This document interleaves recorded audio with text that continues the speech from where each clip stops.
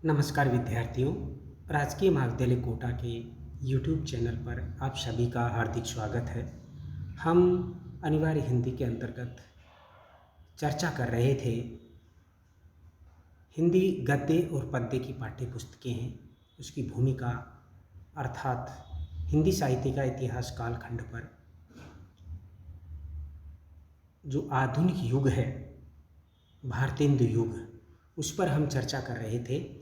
और हम चर्चा करते करते भारतेंदु युग के जो प्रमुख कवि हैं उन पर हम बात कर रहे थे। और कवियों की इस श्रृंखला में सबसे पहले हम बात कर रहे थे भारतेंदु युग के प्रवर्तक भारतेंदु हरिश्चंद्र पर, और उसमें भी भारतेंदु हरिश्चंद्र का क्या योगदान रहा है एक साहित्यकार के रूप में, एक सामाजिक कार्यकर्ता के रूप में, सांस्कृतिक कार्यकर्ता के रूप में, एक राष्ट्रीय चेतना के अग्रदूत के रूप में, भारतीय नवजागरण के अग्रदूत के रूप में भारतेंदु हरिश्चंद्र का क्या योगदान रहा है, इस बात पर हम विचार कर रहे थे।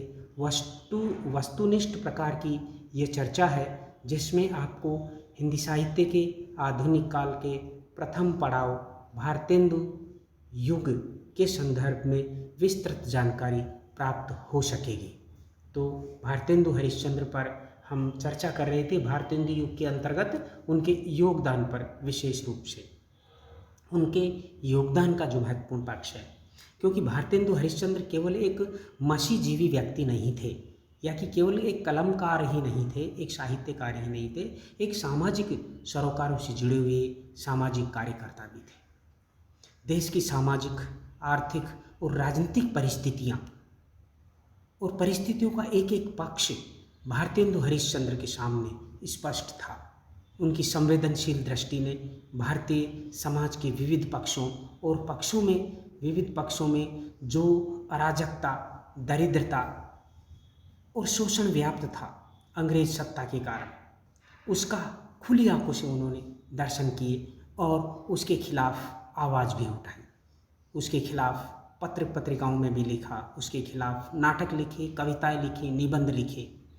ये उनका महत्वपूर्ण योगदान है। तो हम चर्चा कर रहे थे भारत की सामाजिक और आर्थिक उन्नति के लिए प्रयत्न करने में भारतेंदु हरिश्चंद्र ने किस प्रकार से कार्य किया है, उनका क्या योगदान रहा है भारत की सामाजिक और आर्थिक उन्नति के लिए।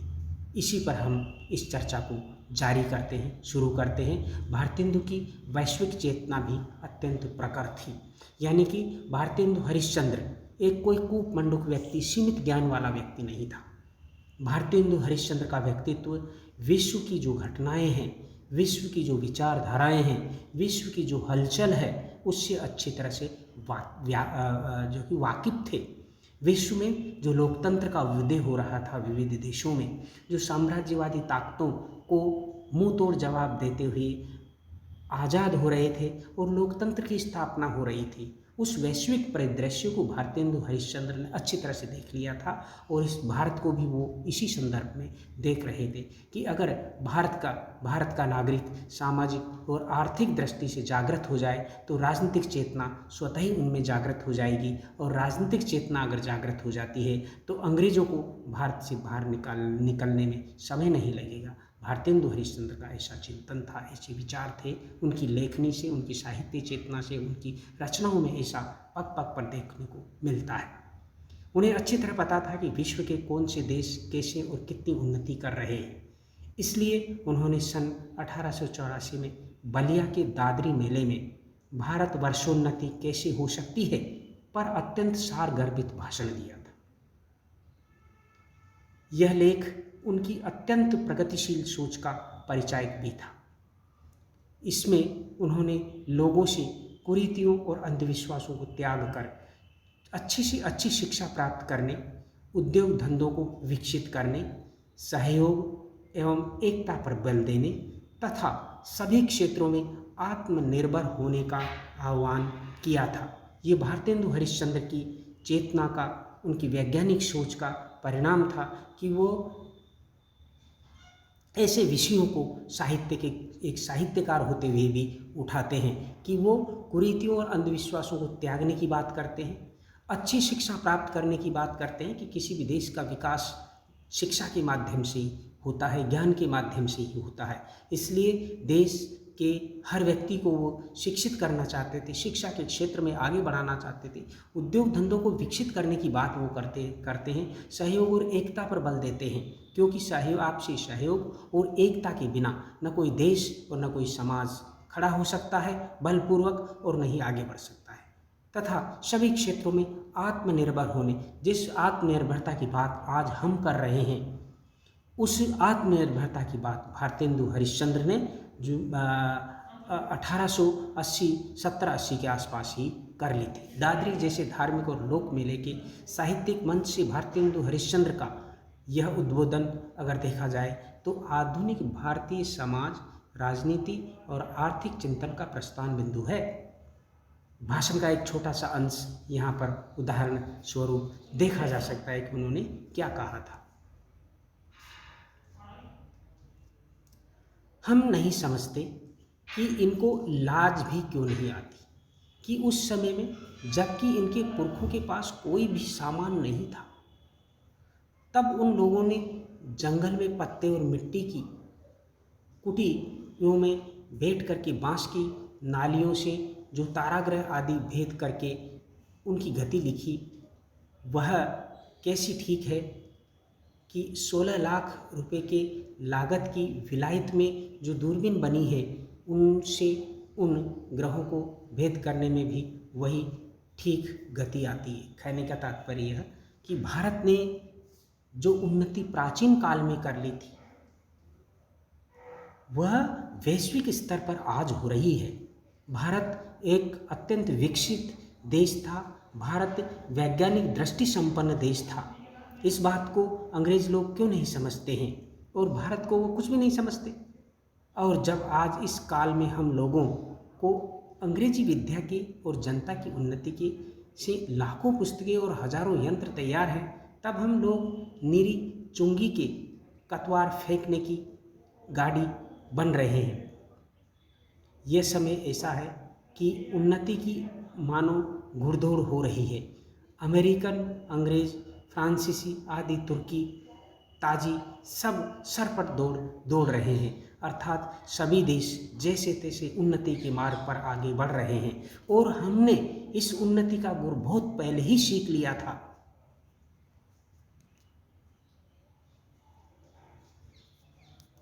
सबके जी में यही है कि पाला हम ही पहले छू ले, अर्थात सब में सफलता प्राप्त करने की ताबड़तोड़ प्रतियोगिता, प्रतिस्पर्धा है। उस समय हिंदू काठियावाड़ी खाली खड़े खड़े टाप से मिट्टी खोदते हैं, इनको औरों को जाने दीजिए। जापानी टट्टुओं को हाँफते हुए दौड़ते देख करके भी लाज नहीं आती, अर्थात जानवर भी जो एक प्रगति की दौड़ में आगे दौड़ते हैं, हम भारतवासियों को क्या लज्जा नहीं आती?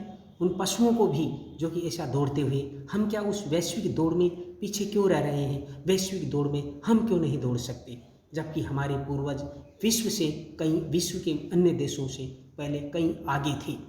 यह समय ऐसा है कि जो पीछे रह जाएगा फिर कोटि उपाय किए भी आगे न बढ़ सकेगा, अर्थात ये वैश्विक प्रतिस्पर्धा का दौर है। जो व्यक्ति, जो देश, जो समाज इस दौड़ में पीछे छूट जाएगा, फिर कभी भी वह अन्य देशों का मुकाबला नहीं कर सकेगा। इस लूट में, इस बरसात में भी जिसके सिर पर कमभक्ति का छाता और आंखों में मूर्खता की पट्टी बंधी रहे, उन पर ईश्वर का कोप ही कहना चाहिए, उसे एक प्रकार से ईश्वर का कोप ही कहना चाहिए। विचारों की स्पष्टता और उसे विनोद प्रियता के साथ किस तरह प्रस्तुत किया जा सकता है, इसका यह निबंध बेजोड़ उदाहरण है। भारतेंदु हरिश्चंद्र ने भारतीयों की जो सोच है उस पर करारा व्यंग्य किया है, और जो समय का तकाजा है, समय की आवश्यकता है, समय की मांग है, समय की पुकार है, उसको भारतीयों के सामने रखा है। देखिए किस तरह भारत की चिंता इस निबंध में भारतेंदु जी व्यक्त करते हैं। बहुत लोग ये कहेंगे कि हमको पेट के धंधे के मारी छुट्टी ही नहीं रहती बाबा, हम क्या उन्नति करेंगे? अरे भाई, पेट की भूख और उन्नति में करने में अंतर नहीं है। तुम्हारा पेट भरा है, तुमको दूर की सूझती है, यह कहना उनकी बहुत बड़ी भूल है। इंग्लैंड का पेट भी कभी यूं ही खाली था। उसने एक हाथ से पेट भरा, दूसरे हाथ से उन्नति की राह के कांटों को साफ किया। भारतेंदु हरिश्चंद्र ये कहते हैं कि हम अगर दरिद्रता का ही रोना रोते रहेंगे तो फिर आगे नहीं बढ़ सकते। अंग्रेज भी, इंग्लैंड भी कभी इसी प्रकार का देश था, लेकिन उसने एक हाथ से पेट भरा और दूसरे हाथ से उन्नति की राह संभाली। वास्तव में उनका ये लेख भारत दुर्दशा का एक तरह से वैचारिक विस्तार है।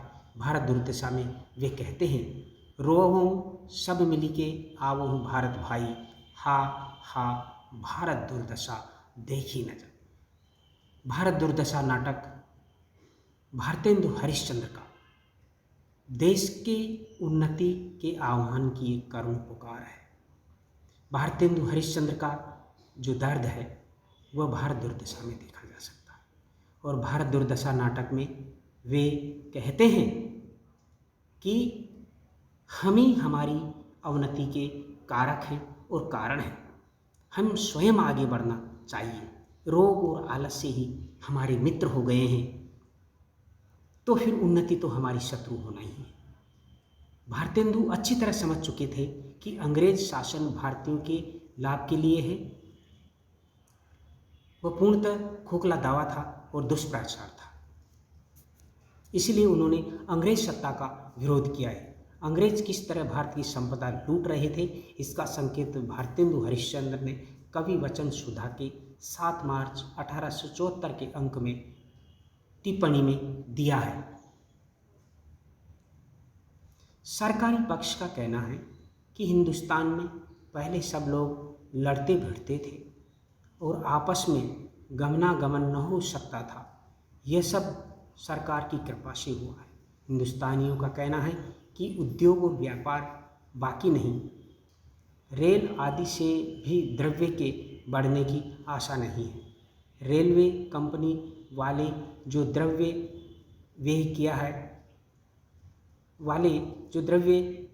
व्यय करते हैं उसका ब्याज सरकार को देना पड़ता है और उसे लेने वाले बहुधा विलायत के लोग हैं।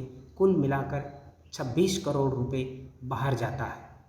26 करोड़ रुपया बाहर जाता है, धन निष्कासन होता है। भारतेंदु हरिश्चंद्र स्त्री पुरुष की समानता के इतने बड़े पैरोकार थे कि कवि वचन सुधा के 3 नवंबर 1873 के अंक में उन्होंने लिखा, ये बात सिद्ध है कि पश्चिमोत्तर देश की कदापि उन्नति नहीं होगी जब तक यहाँ की स्त्रियों की भी शिक्षा न होगी। अर्थात जब तक स्त्रियों की शिक्षा नहीं होगी, स्त्रियाँ शिक्षित नहीं होगी, तब तक उन्नति की कल्पना करना संभव नहीं है। क्योंकि यदि पुरुष विद्वान होंगे और उनकी स्त्रियाँ मूर्ख, तो उनमें आपस में कभी स्नेह न होगा और नित्य कलह होगी। भारतेंदु ने अपने सत्य हरिश्चंद्र नाटक का समापन इस भरतवाक्य से किया है, खल गणन सो सज्जन दुखी मत होई, हरिपद रति रहे, उपधर्म छूटे सत्व निज भारत गहे, कर दुख बहे, बुध तजहि मत्सर नारी नर सम, होई सब जग सुख लें, तजी ग्राम कविता सुकवि जन की, अमृत वाणी सब होए। आगे देखिए, इस प्रकार से भारतेंदु हरिश्चंद्र की चर्चा समाप्त होती है। भारतेंदु हरिश्चंद्र हिंदी साहित्य के एक देदीप्यमान नक्षत्र, आधुनिक युग के प्रथम चरण के देदीप्यमान नक्षत्र थे और उन्होंने देश की उन्नति के लिए, समाज की उन्नति के लिए न केवल साहित्य रचनाएं की, बल्कि उन्होंने सामाजिक कार्यक्रमों में भी सक्रिय भागीदारी निभाई है। उनका साहित्य सामाजिक चेतना का पर्याय है। उन्होंने हिंदी साहित्य को रीतिकालीन कीचड़ से निकाल करके आधुनिक जनचेतना से युक्त किया साहित्य को। कहने का तात्पर्य यह कि आधुनिक हिंदी साहित्य के प्रथम चरण के जो प्रणेता है, नेतृत्वकर्ता साहित्यकार हैं, भारतेंदु हरिश्चंद्र हैं। वो हिंदी साहित्याकाश के भारतेंदु हैं।